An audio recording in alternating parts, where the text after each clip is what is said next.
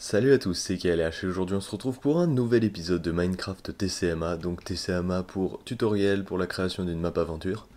Oui, c'est un nom que j'ai trouvé il y a 5 minutes, mais je trouvais qu'il était pas trop mauvais. Et aujourd'hui je vais vous montrer comment créer un scanner à objets. Donc j'ai appris, en fait c'était pendant le concours de Redstone, il y a une personne qui a fait ça, et j'ai trouvé que c'était pas mal, donc voilà, bah, je vous montre à peu près tous comment faire pour faire un scanner à objets justement.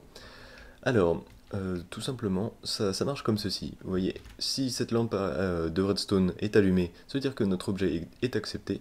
Et si cette lampe est allumée, ça veut dire que notre objet n'est pas encore accepté. Je n'arrive pas à parler. Alors, je vais lancer juste une pierre, enfin un bloc de stone pour voir si c'est accepté ou pas. Je vais monter un tout petit peu le son du jeu, comme ça on peut entendre. Je sais pas si vous pouvez entendre, mais normalement il y a des objets, enfin des dispensers qui s'activent et tout.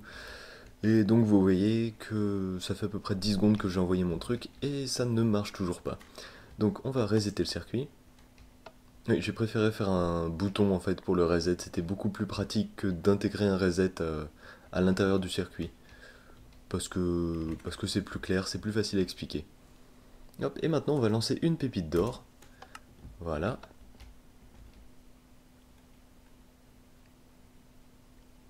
Et vous voyez que la lampe de redstone ici s'est allumée, tandis que celle-là ne s'est pas allumée. Alors je vais vous montrer le circuit. Hop.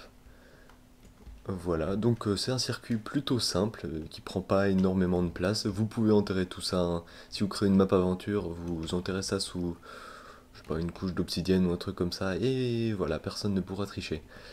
Donc je vais vous montrer comment ça marche. Alors déjà je vais casser ça.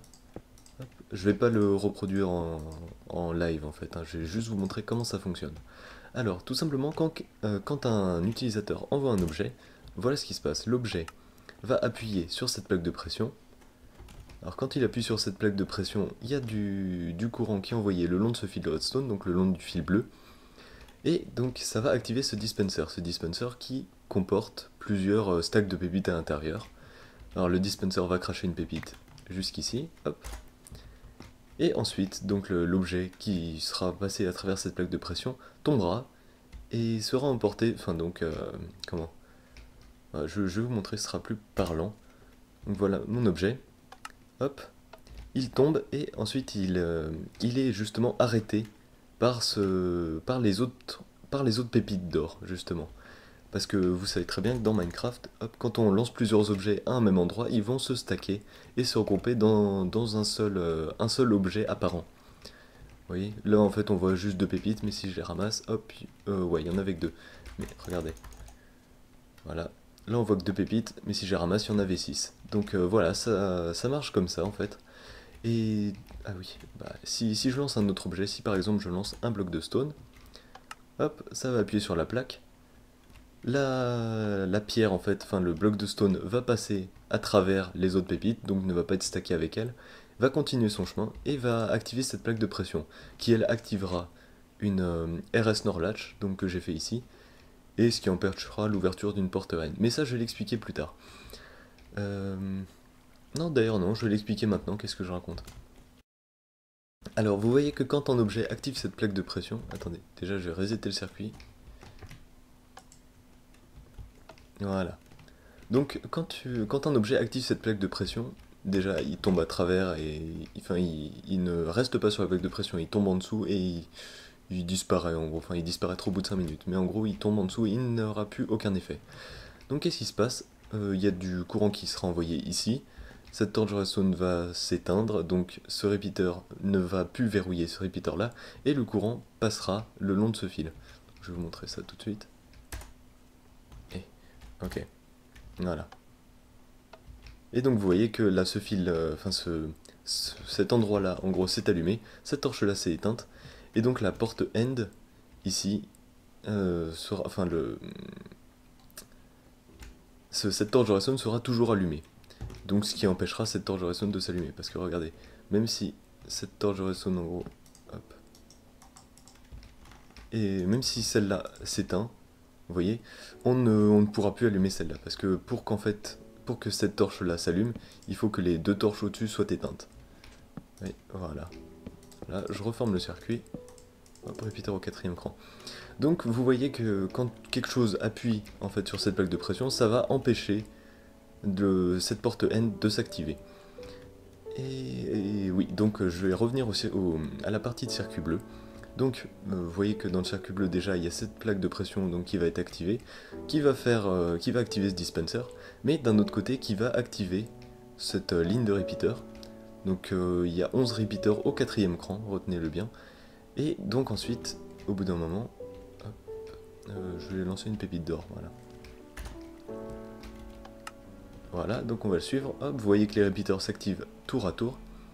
Et ça va également éteindre cette torche de redstone pendant quelques dixièmes de seconde, presque pendant une seconde je pense, ce qui va nous permettre, faut encore que je reset le circuit, donc ce qui va nous permettre, si le circuit n'a pas été bloqué, enfin si la partie rouge n'a pas été bloquée, ça va nous permettre en fait d'activer la porte end pendant une demi-seconde à peu près, mais ce sera suffisant en fait pour changer l'état de cette RS Norlatch.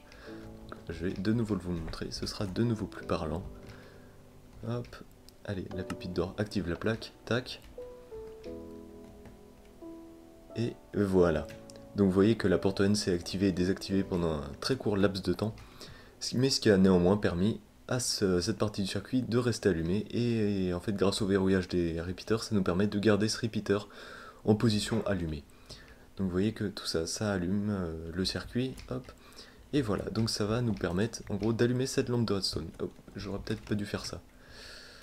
Ouais, mais en gros, là il y avait un panneau avec marqué objet accepté, et une flèche vers le bas. Donc vous voyez, vous pouvez remplacer cette petite partie du circuit, donc avec une lampe de redstone allumée et une éteinte, par une porte par exemple. Donc ce qui fait que quand la personne qui fera la map aventure utilisera le bon objet, par exemple dans ce cas-là une pépite d'or, ça va permettre d'ouvrir une porte par exemple. Donc oui non, là ça servira à rien que je le fasse parce que le circuit était déjà allumé. Donc ça va lui permettre d'ouvrir une porte, d'activer un piston ou faire d'autres choses comme vous le souhaitez. Après je vous ai montré ce mécanisme, hein, c'était le but de ce tutoriel.